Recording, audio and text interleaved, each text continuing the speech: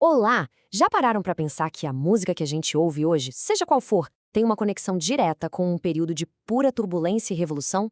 Pois é. Hoje vamos entender como a era da revolução pegou a música clássica, que era toda certinha, e a virou de cabeça para baixo, criando as bases do que a gente escuta até hoje. Vamos nessa? Para começar, vamos imaginar o cenário antes de toda essa confusão. Música era basicamente um artigo de luxo. Acontecia em salões privados, para uma plateia de nobres.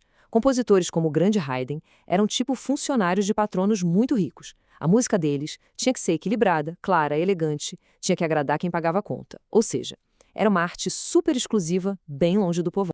Só que esse mundinho fechado não ia durar para sempre.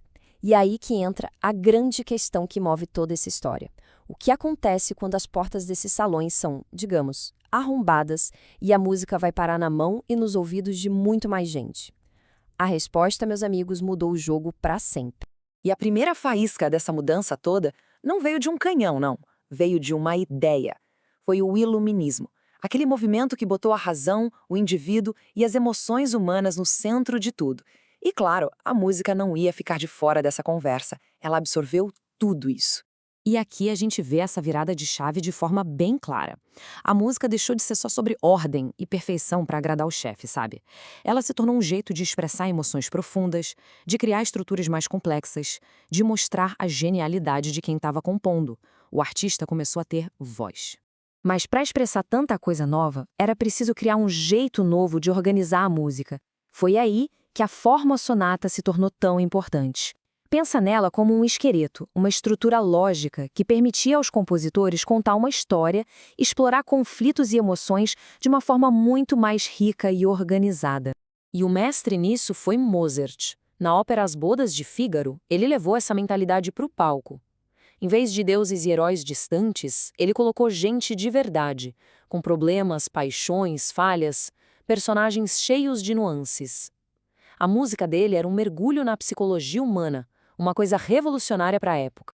Então, se o iluminismo acendeu o pavio, a Revolução Francesa foi a grande explosão. Ela não só virou a política de cabeça para baixo, como arrastou a música para o meio da rua, para o centro da vida pública. A música virou uma ferramenta do povo. Em meio a esses eventos gigantescos como a queda da Bastilha, a música ganhou um novo propósito, uma nova urgência. Ela deixou de ser só entretenimento para virar a trilha sonora da história que estava sendo escrita ali, ao vivo e a cores. E o som da Revolução era diferente. Era um som grandioso, feito para ser tocado em praça pública, para multidões. Trazia melodias folclóricas que todo mundo conhecia e podia cantar junto. Falava de patriotismo, de liberdade. Era música feita para unir a nação inteira. E talvez não exista exemplo mais forte disso do que a Marselhesa. Gente, isso aqui não era só uma canção.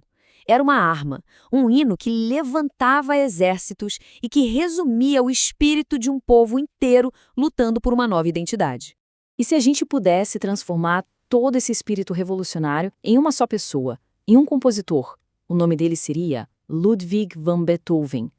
Ele personificou essa mudança. Ele não era mais um empregado de nobres. Ele era um artista independente, um herói por si só.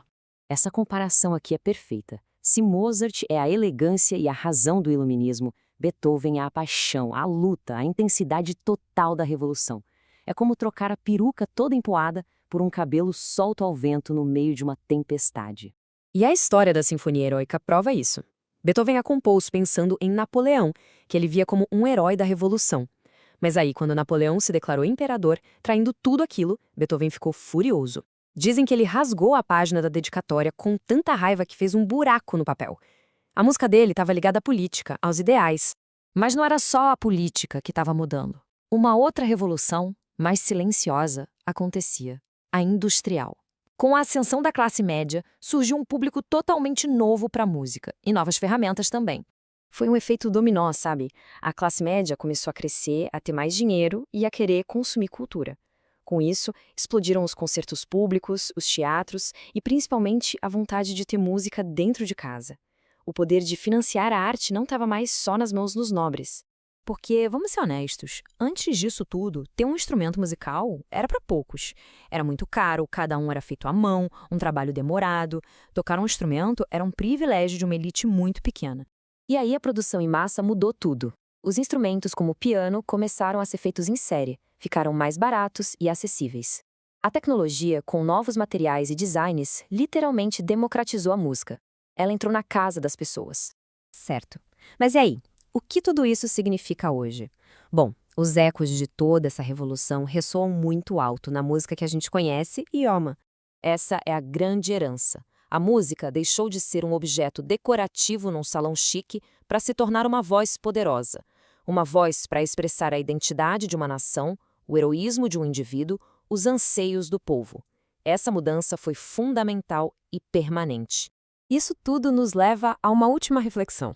Se as revoluções do passado moldaram o som da sua época, quais são as grandes forças sociais e tecnológicas que hoje, agora mesmo, estão definindo a música do futuro?